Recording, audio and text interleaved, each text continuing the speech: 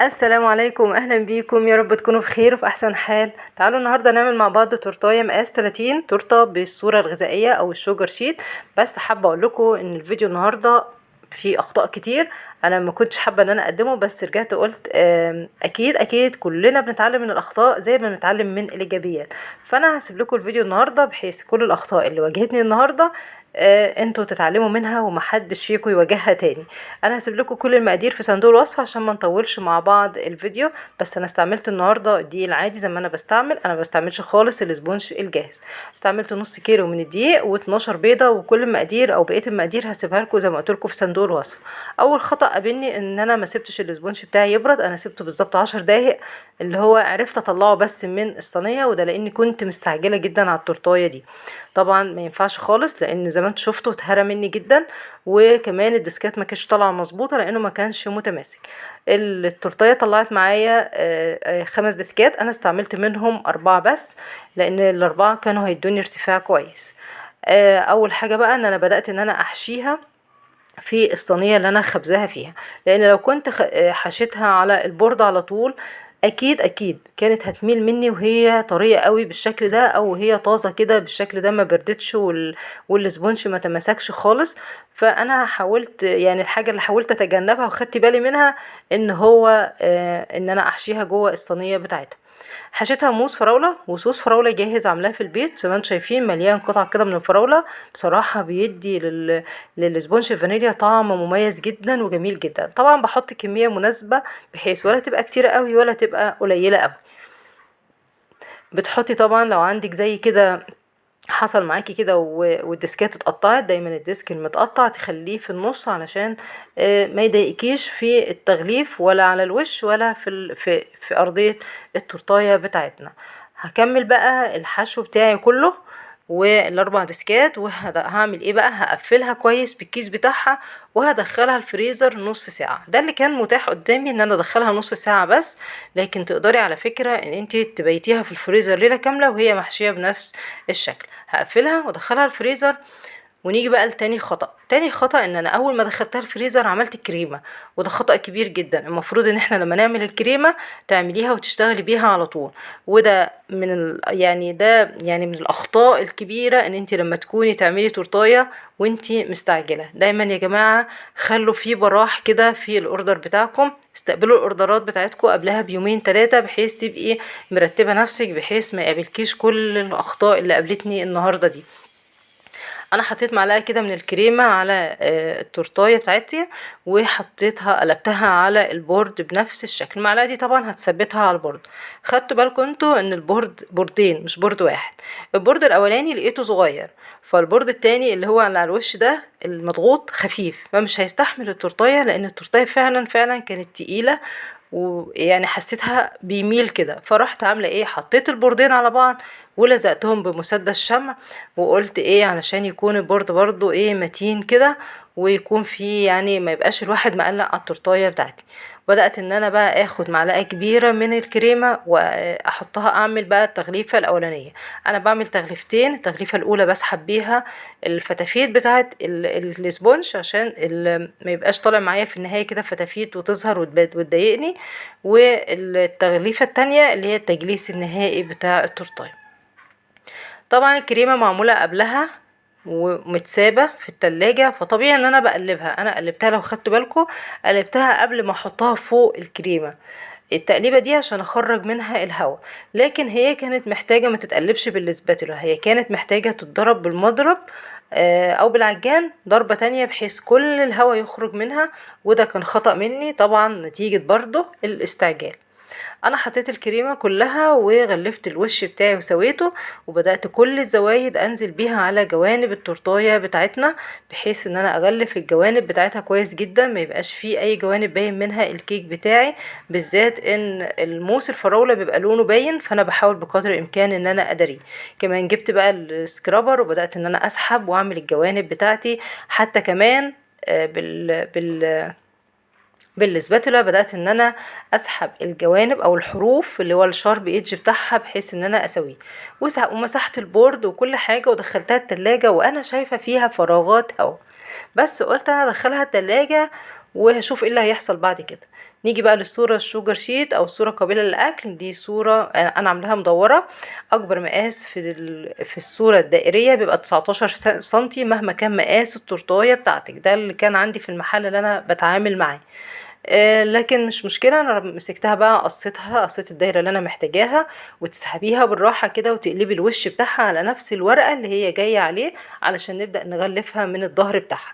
ما ينفعش خالص نحط الشوجر شيت على التورتاية او على الكريمة على طول مباشر كده، هتلاقي الصورة اتحولت معاكي لشكل مختلف نهائيا وباظت خالص. مهم جدا ان احنا نعمل طبقة عازلة، والطبقة العازلة دي بتبقى شوكولاتة متسيحة على بخار مية من غير اي مادة دهنية ولا زيت ولا سمن ولا زبدة ولا اي نقطة لبن حتى. ممكن كمان نوتيلا متسيحة برضو على بخار مية. تحطي كمية مناسبة وتسيبيها تبرد خالص وتنشف عشان نحطها بقى على التورتاية بتاعتنا. جيت بقى اطلع التورتايه بتاعتي، لقيت الخطأ الكبير اللي انا عملته. التورتايه لما دخلت بقى التلاجة فراغات الهواء بانت اكتر واكتر من الكريمة، فعلى طول من غير اي تفكير سحبت كل الكريمة من على الوش ومن على الجوانب. سحبت الكريمة اللي انا جلست بيها دي كلها تاني، ما سبتش منها اي حاجة على التورتايه بتاعتي، وبدأت ان انا اضربها تاني بالمضرب لمدة 3 دقايق لحد ما نعمت معايا وما عادش فيها اي فراغات هواء. هتاخدوا بالكم وانا بجلس بقى التجليسة التانية ان هي فعلا ناعمة جدا جدا زي القطيفة، وما شاء الله ما تعبتنيش خالص، ما حسيتش خالص ان انا خدت وقت زي التجليسة الاولانية. سويت الطبقة الوش بتاعها، خدتوا بالكم الجوانب بتاعتها كمان ما شاء الله يعني كانت ناعمة جدا وشربت كريمة بكل سهولة. سويتها كويس جدا اهوت، وكمان سحبتها كده بالسكرابر. وجبت بقى الاسباتولا علشان اساوي الوش بتاعي ويطلع ناعم واتاكد خلاص ان هو بقى كله متساوي. ببدا اجيب الاسباتولا بتاعتي احطها في ميه سخنه، وابدا ان انا اسحب حروف التورتايه عشان اعمل الشارب ايدج بتاعي يطلع مظبوط جدا اهوت. احطها في كل مره على فكره من دي، في كل سحبه بحطها في الميه السخنه واسحبها وامسحها بمنديل واسحب السحبه بتاعتي من بره لجوه لحد ما نعمت معايا بنفس الشكل كده. نيجي بقى للخطأ الذريع اللي حول معايا ستايل التورتايه وتصميمها لتصميم تاني خالص. مفروض ان انا حطيت نقط كده من اللون الازرق، بحيث ان انا ببوز او بسن السكرابر هعمل تمويجة خفيفة زي اللي عملتها معاكم في فيديو تورتاية بنتي قبل كده. كان التمويجة كانت طالعة سهلة وسلسة جدا بكل سهولة. هنا بقى الخطأ كان مني ومن القاعدة الدوار. انا ايدي اتهزت جامد، والقاعدة كمان البلاستيك دي بشعة جدا وحشة جدا، ما انصحكوش خالص ان انتوا تجيبوها لان هي مايلة والتورتايه تقيلة قوي، فكانت عمالة فعلا تتهز جامد مني وانا بعمل التمويجة دي.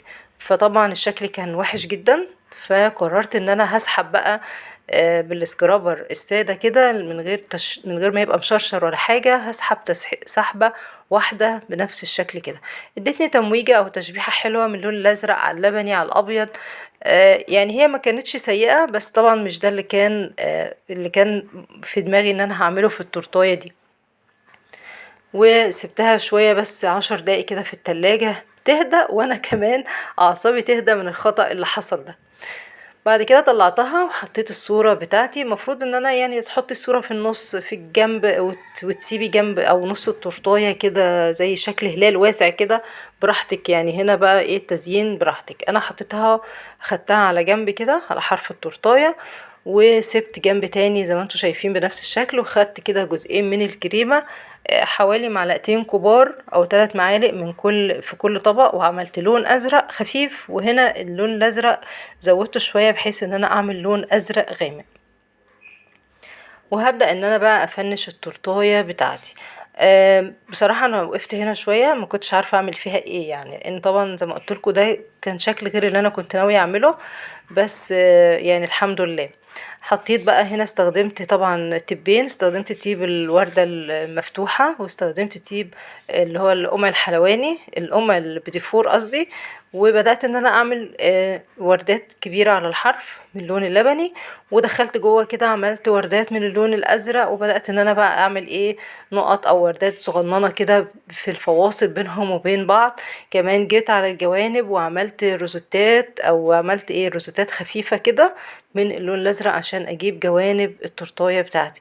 بقدر الامكان حاولت ان انا اخليها حاجه كويسه يعني، او يبقى شكلها حلو. طبعا عايزاكم تقولولي بقى في التعليقات كده، هل هي كانت محتاجة لون يفصل بين اللونين دولت، او محتاجة لون تاني يعني حاجة تانية يظهرها اكتر. حاسة ان اللون الازرق كان فيها كتير قوي. هي انا ما كنتش راضية عنها قد كده، بس يعني الحمد لله يعني بقول هي طلعت حلوة برضو نوعا ما، لان هي كانت تعتبر باظت مني خالص. بدأت بقى هنا اعمل حوالين الصورة كده بحيث ان انا اظهرها اكتر. وجبت بقى، انا كنت محضرة هنا هنا معلقة كده بالفرشة كده من الجيليو التلميع اللي هو على البارد، مسحت بس اديت لمعة كده للصورة بتاعتي عشان تبقى فيها لمعة حلوة. وكنت مجهزة بقى السبرينكل اللي هو المستورد، اللي هو مش بيبهت، في نوع من السبرينكل بينزل لون كده على الكريمة، والنوع اللي انتوا هتشوفوه دلوقتي ده النوع المستورد، ما بينزلش اي لون مهما سبتيه على الكريم او على التورتاية بتاعتك. ده اللون ده انا كنت جايبه لون لبني فازرق، بحيث ان ما كانش هيبقى اللون الازرق واللبني بنفس الشكل كده، لا كان هيبقى اللون الازرق خفيف قوي واللون الابيض اكتر، فكان السبرينكل هيبان اكتر. فطبعا ما كانش فيه فرصه ان انا اجيب غيره او اغيره او اي حاجه من دي، فاضطريت طبعا ان انا اضيفه عليها. طبعا وزعت كده على الجوانب ومن فوق، هتشوفوا بس شكل التورتايه النهائي. اتمنى ان هو يعجبكم، ومستنيه رايكم في التعليقات. قولولي هي حلوه ولا طلعت مش مظبوطه، هل هي كانت محتاجه لون كمان. انا متهيالي ان هي كانت ممكن تاخد ورده لون ابيض كده في وسط الوردات، تغير شويه. قولولي رايكم، واتمنى ان شاء الله انها تعجبكم، واشوفكم في فيديوهات تانية كتير. باي باي.